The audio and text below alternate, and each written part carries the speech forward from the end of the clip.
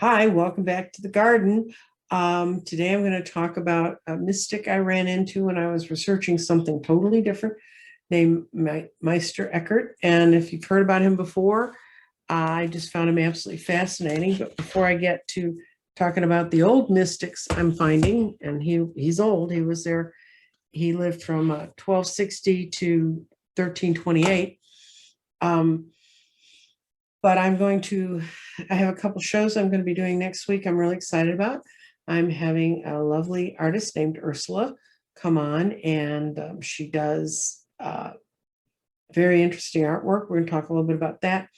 But also, she created a fun tool for me. It's a birthday astrologic chart, and you put crystals on different places for your birthday. And since my birthday is like a month from today. It's a month from today. We're going to talk about how I can utilize that tool. It's something she created, and we're going to talk about her art, what she does, and how she's started to use stones and meditate with stones to get further along. The other person I'm going to bring that I'm going to do a taping with next week is very interested in past lives. He's got a very interesting life right now. You probably know him as the bathrobe Tarot, Danny Shea, but he and I are going to do a side-by-side because he was interested in past life readings, and I watched him do one, and I really liked the form that he used for it, and we got to talking about it, and it was the first one he'd ever done. He'd just become familiar with reading that way. So we're going to do a discussion on past lives and past life readings. So I think that'll be a lot of fun. I'm going to be taping those next Tuesday, which means it probably will be up Tuesday night, Wednesday. So look, come on, keep over to the garden because we're trying to do some fun new things and bring some new information to light. Anyway, the quote I found from Meister Eckhart, and he was a Catholic mystic. And like I said, lived from 1260 to 1328. And that's pretty long for those days. He said the quote he said that struck me, because I was looking for quotes for the garden, and he goes, "What we plant in the soil of contemplation, we shall reap in the harvest of actions." And I thought, that's really cool, because it's kind of what I try to do with my gardens. That's what my angels are saying. Come, cast your spiritual seeds here, see what grows, see what works, see what doesn't work for you, and make those decisions. But once I got into his quotes, and trust me, there are pages. Google him. I will have his name and how to spell it below. Google him and you are going to find a ton of stuff. But I'm going to talk about some of the ones I picked out and why I thought they were meaningful, especially this time of year when we're planting our new spiritual season. And this one, some of these are so perfect to now. It's like this guy in here now. The price of inaction is far greater than the cost of making a mistake.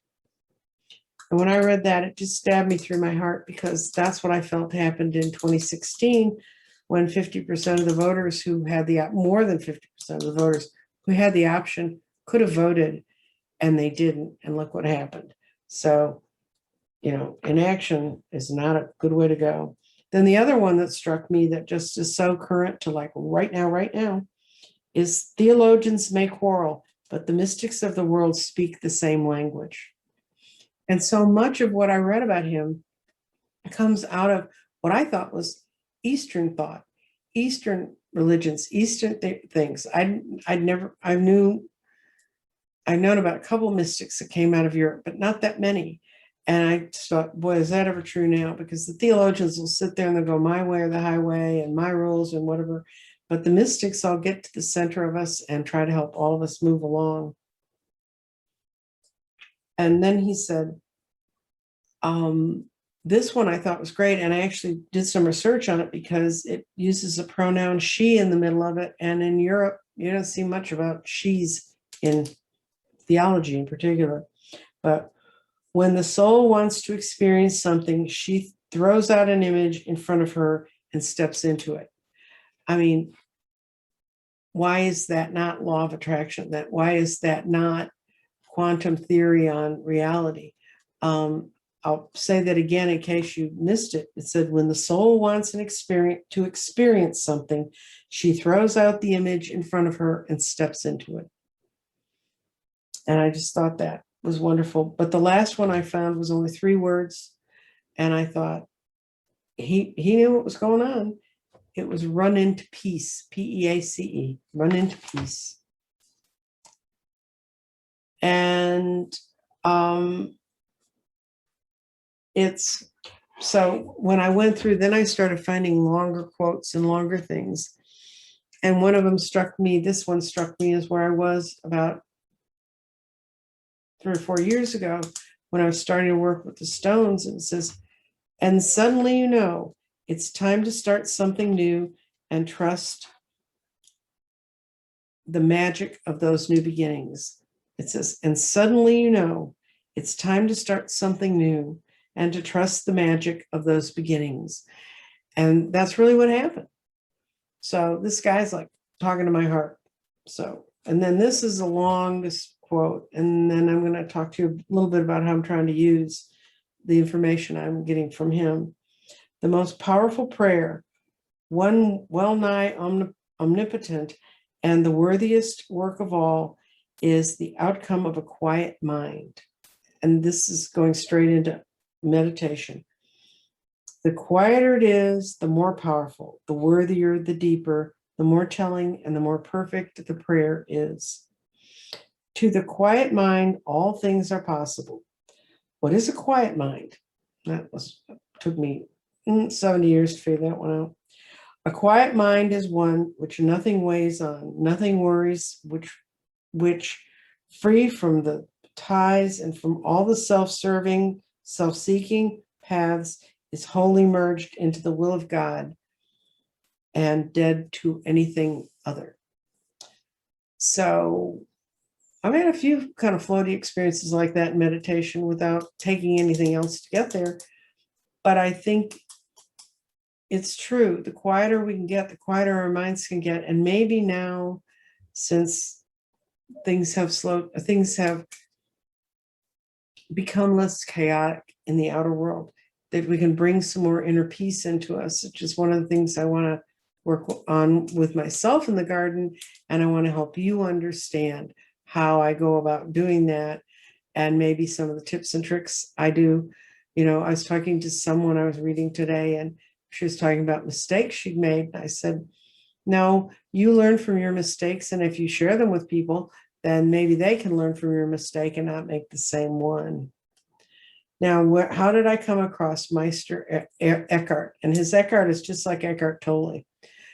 I was looking for some words of inspiration to try and help people understand more about working with the garden and being in the garden, and some things I'm implementing to put into the garden, and features to bring in to try and teach people about using the meditative egg that I've created to heal their heart. I'm starting to get reports back from people that that's working.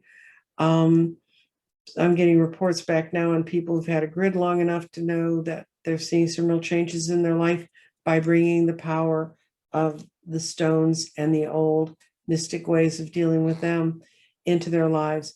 I'm trying to figure out a way to make the garden something you can make accessible to you every day without having to maybe necessarily, I mean, I love you. Please come back, please come back to my channel and listen to what I've got going on. But I really, really want people to be able to bring this power into their life, because I know it's changed my life dramatically from where I was 7 years ago. 7 years ago, I could barely walk, and I had to have major surgery to get it fixed, and I had the assets and the reserves to get it fixed, and I did use the real world medicine, but it didn't solve all the problems, and I had to go deep inside myself to start to solve the other problems. There's not a surgeon, there's not a knife, there's not a technique that can help you when your soul's restless and it doesn't know how to anchor itself. And just like Meister Eckhart said, When the soul wants to experience something, she throws out the image in front of her and steps into it. And that's exactly what happened to me. And I want to help other people have the freedom and the fun of that experience. You can step into it, just like you can step into it. You can step out of it if it's not your cup of tea. But I like to have the option to make those decisions. I'm going to read from a deck today. And it's called Mystic Mondays. And it's a very fun deck. It's very, after all that old world medieval things, it's a very contemporary deck. But I want to read about guidance on how to help our soul create that image, and then help us have the courage to walk into it. So I'm going to do a Celtic cross on that. It's kind of a airy-fairy subject, but I want to know what it says, so you're going to find out. Okay.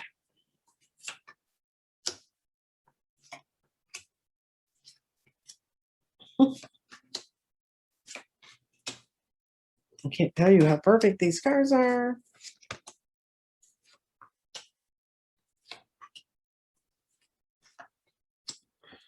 Okay. I told you these are very abstract cards. The in cards, the center of the question is, who do you feel safe with? Who do you feel like sharing your heart with? And the Knight of Swords is always about movement. It can be, usually if it's a more traditional sort of reading, I talk about him, meaning you're moving from a house or you're moving to a new job. But I think this is saying, find the right people to be with and move forward. And at the base of the question is, decide what you desire. It's the Nine of Cups. What's on your wish list? What are your intentions? How do they go about that? I was writing intentions and I found one of my old notebooks with intentions and look back and I'm just amazed at how many of them has come true. Then you've got the Four of Wands, which is build your base. And it's literally the base of a table. Build the base, create the thoughts, put in the work to figure out how to get yourself quiet. Then there's nothing you can do in the outside world. There's not money you can make. There's nothing you can buy that's probably going to help you unless you're willing to put the effort in. And then you also, this one has the Ace of Swords upside down in the reading, and that's hopes and fears. And the Ace of Swords is beginnings that start and stop. And I think that's one of the things that frustrated me when I was first doing meditation and moving things, because I'd get to a point, I'd say, I got this. And then I'd find out I didn't have this. So it was sort of like a speed bump journey for my soul. I'd get to a certain speed and then I'd hit a speed bump and I had to rethink it. So that's there. And it's let go of the illusions of emotions, let go of the being driven by your emotions. And just, you have to let go of so much of your heart, so much of the stuff you build around your heart to protect it. You just have to trust and take the step and move off there and moving forward from there. And then the Nine of Wands, that's usually the picture of the guy standing on the fence with a bandage around his head. But I also think the Nine of Wands means I have an understanding of what I want, and I'm almost finished building what I need to move forward. So that's kind of where I feel like I am with this question. And then you get the Three of Pentacles. It's another three. Talk, communicate, build, create, and work towards the goals that you're setting for yourself. That's Three of Pentacles is putting in work and working on it. And then the last card is Judgment. Look at yourself. Look at that mirror that's in front of us. Look at it. See what's reflected back. It's like when he talked about the best prayers are ones where you escape, you let go of all of that sense of ego.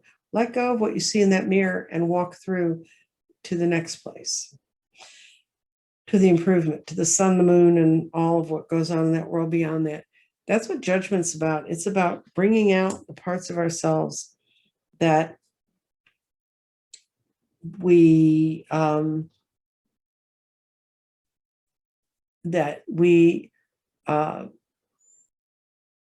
need to look at to be able to move forward.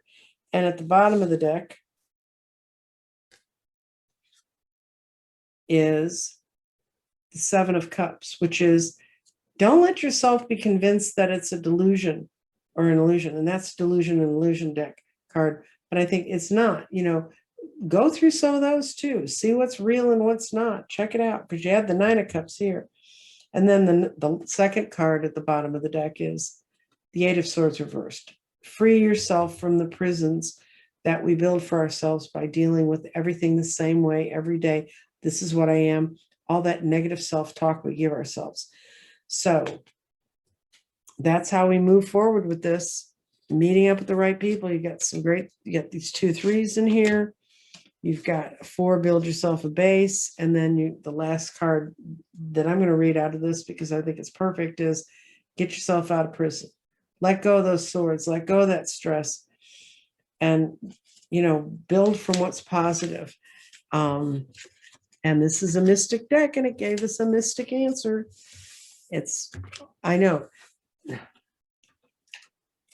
nothing used to frustrate me more than when my astrology teacher would say, but it's inside you.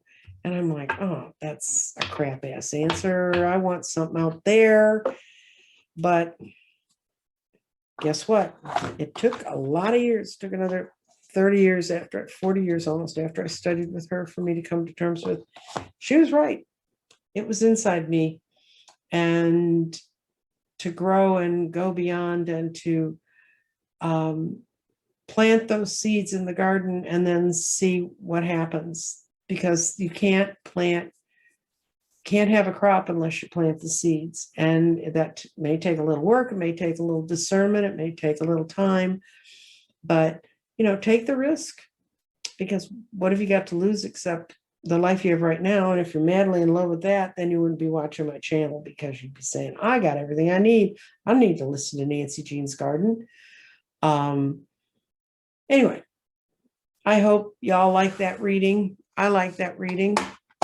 And like I said, I'm going to have Ursula on next week. I'm going to be with Danny Shea. I think we're going to run that show. It's not going to be a live or anything like that. I admire people who can read live. I don't read live, even though YouTube keeps sending me notes saying, you can do this now. Because I get into an alpha state when I'm reading, and a lot of things slip by, and I don't want people to feel slighted if they have a very important question. If you do, speaking of important questions, if you do have a question about past lives, that would help Danny and I in framing the show. So if you have any questions about past lives, write it in the comments below, or comment at my email if you don't want it to be like a public comment. You can send it directly to my email, which is at crystaldirections, that's directions with an S, .nancyjean@gmail.com. And I will be glad to compile those and look at them, and we'll see what we can do with them. Also, if you have any questions for, like, I'm a seeker too, I'm an artist too. If you want to have any questions, sort of generalized questions for Ursula and I to discuss, that would be helpful, because I'm not an artist. I'm a card reader and a psychic. So if you have questions about building your art program, she has just had an incredible explosion of work come towards her, and some of her ideas coming to light. So if that intrigues you, send me questions about that too, because as people know, I answer the questions. And also, if you have any questions about stones, I love researching stones. I was researching for something else and found Eckhart, Meister Eckhart. So, and trust me, I've spent like 4 hours reading through this guy's stuff. It's fascinating. To me, it's fascinating because it's a sort of mystic I didn't know existed. And I'm an old lady who's read a lot of history. So, okay. And I hope y'all are having a good week, a post-Easter week. And take care. And I will see you next week.